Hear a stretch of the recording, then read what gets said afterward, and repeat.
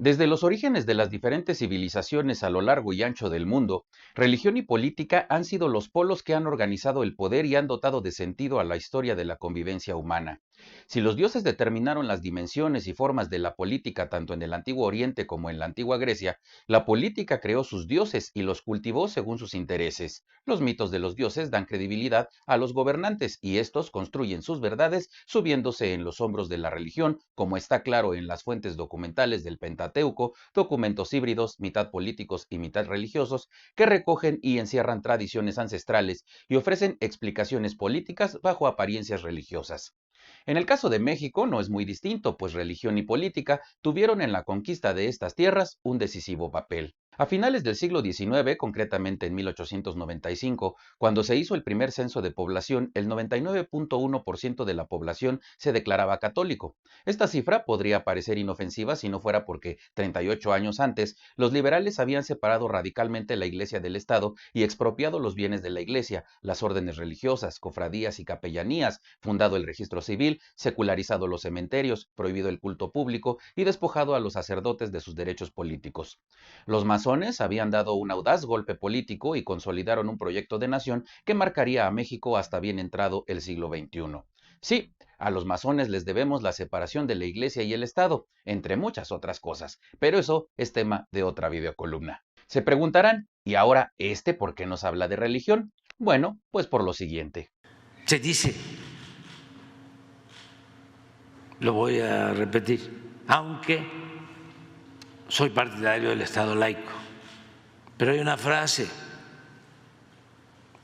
que aplica muy bien en estos casos. La voz del pueblo es la voz de Dios.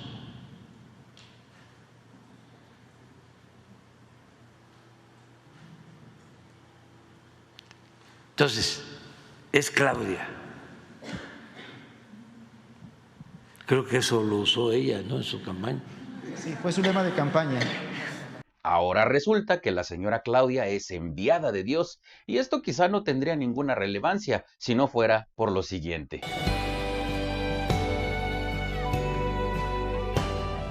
Dios traspasó el mando del presidente Chávez a usted porque usted tiene un corazón para servir a este pueblo. ¿Y sabe qué dice la Biblia? Los mandos solo se le traspasan a los hombres que son siervos, que sirven y que tienen un corazón para el pueblo.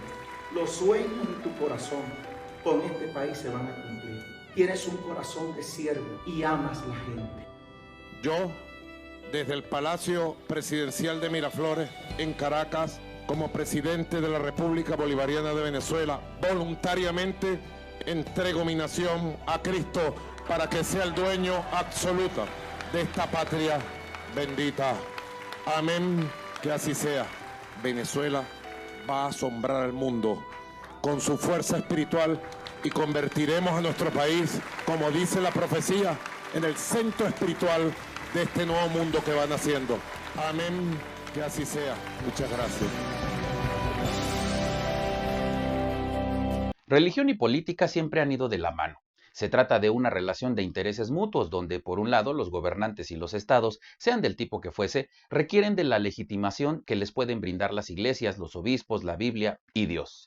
La legitimidad es una necesidad clave del poder político. Por ello, desde siglos atrás, los círculos religiosos han estado a un lado, atrás o al frente en las relaciones con los jefes de Estado y con las autoridades en todos los niveles de gobierno. Desde el inicio de su administración, los cuestionamientos hacia López Obrador han sido por su discurso de querer moralizar la vida pública de México a partir de acciones como la difusión de la cartilla moral, por ejemplo, documento que tuvo su base en el ideario axiológico del escritor mexicano Alfonso Reyes.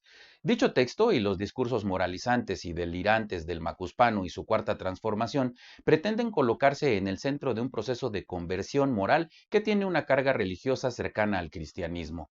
De ahí que se siga señalando que se trata de un Mesías Salvador, cuando esa enorme tarea de purificar la vida moral de México es un enorme desafío que nos corresponde a toda la sociedad mexicana y nada más. Hemos visto en reiteradas ocasiones durante este sexenio que López Obrador hace referencia a citas bíblicas tanto en sus mañaneras como en redes sociales. Por ejemplo, cuando declaró a los medios de comunicación que se sentía tranquilo y seguro ante la pandemia porque siempre cargaba en su cartera el detente con la imagen del Sagrado Corazón de Jesús, o como cuando ha dicho que es cristiano y seguidor del pensamiento y de la obra de Jesús, porque es el luchador social más importante que ha habido en el mundo. Muy humilde el hombre. Es el más humilde de los humildes, el número uno en humildad, es más, campeón mundial de humildad. Seguro recordarán que se pudo apreciar a la mismísima Claudia Sheinbaum vistiendo una falda con una imagen de la Virgen de Guadalupe en un acto público, aun cuando ella no profesa la religión católica, situación que era impensable hace solo unos años atrás. Y es que atender a la manipulación del lenguaje y de los símbolos religiosos con fines políticos busca réditos especialmente durante las campañas electorales. Cuando un candidato o funcionario público hace uso del lenguaje y símbolos religiosos con un propósito generalmente orientado a obtener un beneficio para sí mismo, que puede traducirse en términos de poder, riqueza o vanagloria, lo más probable es que pretenda manipular el sentimiento religioso de los ciudadanos. Y hay que ser claros, la religión, la fe o los sentimientos de espiritualidad trascendente son las amplias arterias de la psique humana que conectan con las fibras más profundas de nuestras emociones. Evidentemente, esto no es nuevo, y a lo largo de la historia se han usado estos sentimientos a favor o en contra de proyectos políticos. Como ya mencioné, Andrés Manuel López Obrador ha hecho uso de expresiones con sentido y contenido religioso, las cuales parecen mostrar posiciones personales acerca del escenario público, lo que, en contraste, resulta interesante y absurdo al mismo tiempo, ya que debido a su discurso político ha exhibido en más de una ocasión la intención de continuar las ideas de nación de su ídolo por excelencia, el benemérito de las Américas, Benito Juárez, entre ellas las que implican mantener un Estado laico en el que se reafirme la separación de la Iglesia y el Estado. Como todo lo que dice y hace, una total incongruencia. La estrategia de gobierno, autodenominada Cuarta Transformación, parece mostrar una moral que asume actitudes de tipo evangelizador. Se evidencia que existe un lenguaje con contenido religioso que predomina en el ideario de López Obrador.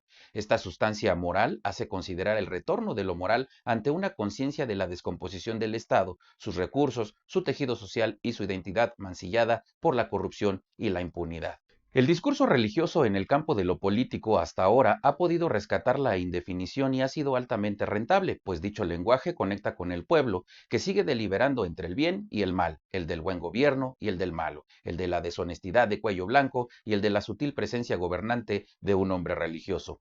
En tanto ese mismo hombre ignora a las madres buscadoras, a los niños con cáncer, a las víctimas del crimen organizado, etc.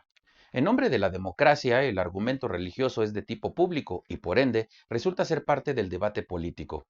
En este caso, lo religioso y lo político guardan una relación de interferencia, de implicación y de legitimación, pero por su naturaleza centrada en el absolutismo y en la moral, y por ser conservador, el argumento religioso se revela peligroso en la esfera política y, por consiguiente, debe ser expulsado de la política, pues es una relación de paralelismo y de oposición.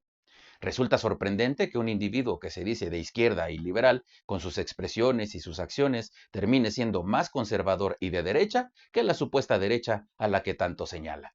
Cierro con una pregunta. ¿Veremos a Claudia seguir este camino de expresiones mesiánicas y religiosas? Ya lo veremos. Me encontré con este silogismo provocador de un autor llamado Charles Morris. Para que funcione la monarquía, solo un hombre debe ser sabio, pero para que funcione la democracia, la mayoría de la gente debe ser sabia. Y con los resultados de las recientes elecciones en nuestro país, nos queda claro que definitivamente la segunda opción ha quedado descartada.